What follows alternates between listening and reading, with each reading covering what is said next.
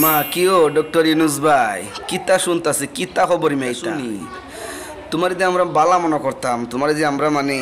অনেক সম্মানের চোখে দেখতাম এটা কি তাবি যাবি কথা শুনতাছি আকাম কুকামের কথা হ্যাঁ প্রথম যে দেখছি আইসা মানে সারা বাংলাদেশের হুজুরারে বড় বড় হুজুরদেরকে নিয়ে সমস্ত নেতাদেরকে নিয়ে পরামর্শ করছো কেমনে দেশ চালানি কেমনে কী করন হুজুরার কাছ থেকে দোয়া নিছো পরামর্শ নিছো এখন এখন কোন দাদার পরামর্শে কাজ করতেছো মিয়া হ্যাঁ এই আকাম কুকামের কিতা অনুমোদন বা তাদেরকে মানে শ্রমিক হিসাবে সম্মানী দিতা হ্যাঁ তুমি ওইটার মধ্যে একমত আর বাংলার তৌহিদ জনতা ছায়া থাকবো না 5 আগস্টের কথা ভুলে গেছেন না বেশি মাথার উপরে উঠে যেতেছেন তাই তো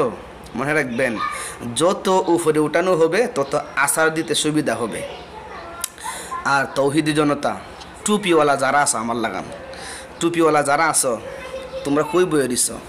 হ্যাঁ তোমরার ভিতরে শয়তানা বাসা করে বয়ে দিছে মিয়া হ্যাঁ দেশের ভিতরে এত বড় একটা নাফরমানি কাজের অনুমোদন আমার তো সর্বপ্রথম ইচ্ছা হয় এই পতিতালয় কেন থাকবে হ্যাঁ একটা ইসলামী রাষ্ট্রে পতিতালয় থাকবে মানে জিনা করার অনুমোদন থাকবে মানুষ জিনা করার সিস্টেম থাকবে এটা হয় এটা তো সর্বপ্রথম উঠাইয়া দেওয়ার কথা যৌনকর্মীদেরকে উঠাইয়া দেওয়ার কথা যৌনকর্মী যদি তাকে যদি মানে যৌন সেবা দিতে পারে যদি যৌন পরিচর্যা করতে পারে একটা পুরুষ একটা নারী যদি তার যৌন মানে মিটাইতে পারে বিবাহ ছাড়া আর বিয়ার দরকার আছে এত কষ্ট করে বউরে লালন পালন করা টাকা পয়সা দেওয়া ভরণ পোষণ দেওয়া হ্যাঁ তারপরে আবার ছেলে মেয়ের দেখশন করা খরচাপাতি দেওয়া এগুলোর দরকার আছে যদি এগুলো দেশের মধ্যে থাকে ওই সমস্ত বিষয়াদির অনুমোদন চাচ্ছে তারা তাদের অধিকার চাচ্ছে তাদেরকে কর্মী বলতে হবে মানে তারা তাদেরকে পতিতালয় বলা যাবে না সম্মান চাইতেছে কি আশ্চর্য কি কি কাহিনী শুরু হচ্ছে রে ভাই হ্যাঁ যাই কিছু করেন ডক্টর ইউনূস সাহেব এত কিছু সফল হবে না কারণ এখনও আমাদের আল্লাহ আছে হ্যাঁ একটা কথা মনে রাখবেন হিন্দু বলো বুদ্ধ বলো খ্রিস্টান বলো মুসলমান বলো যত জাতি আছো সবাই কিন্তু এক বাবা এক মায়ের তৈরি এক মায়ের দিকে আসছো সকলের মা কিন্তু মা হাওয়া আলাইহিসসালাম সকলের বাবা কিন্তু আদম আলাইহিসসালাম এই দুইটা মানুষের মধ্য হইতে পৃথিবীতে এত মানুষ তৈরি হচ্ছে তোমার আমার বাবা যখন একা ছিল তখন আমাদের আব্বার ভালো লাগতে না আল্লাহ তাআলা মা হাওয়াকে সৃষ্টি করছেন মা হাওয়াকে সুন্দর করে সাজাইয়া পাশে বসাইয়া রাখছেন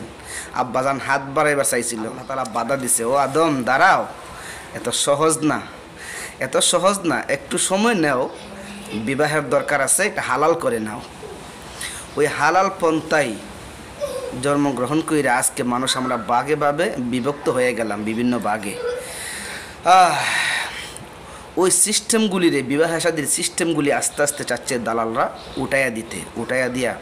দেশটারে আরও ধ্বংসের দিকে নিতে একটা ইসলামিক রাষ্ট্রের মধ্যে এই অবস্থা থাকবে এটা মুসলমান কি আর কালা টুপি কি আর সাদা টুপি মিয়া আকাম করার অনুমতি এটা কি হয় প্রত্যেকটা জিনিস সাবার তো একটা জিনিস আছে এই আকাম কুকাম বাদ দিয়া বিজেপি বাদ দিয়া প্রথম যেরকম মনোভাব নিয়ে ডক্টর ইউনূস ভাই কাজ শুরু করছিলেন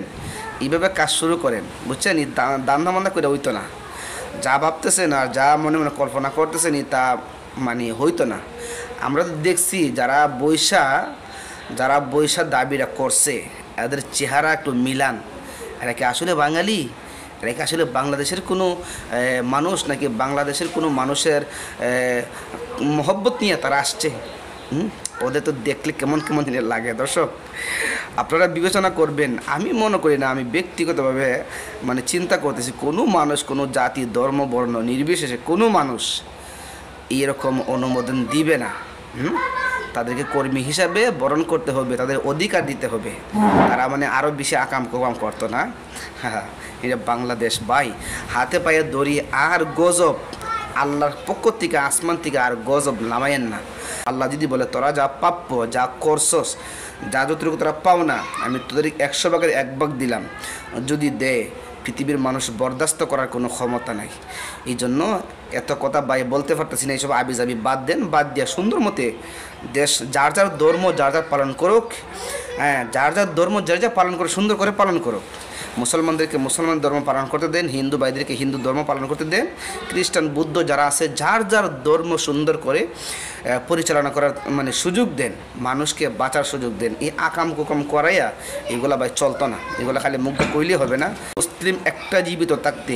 এই আকাম কুকাম অনুমোদন হবে না, চলার কোনো সুযোগ হবে না। টেলা লয়েন আসতেছে, অতি শীঘ্রই সময় এসে গেছে, বোঝা যাবে।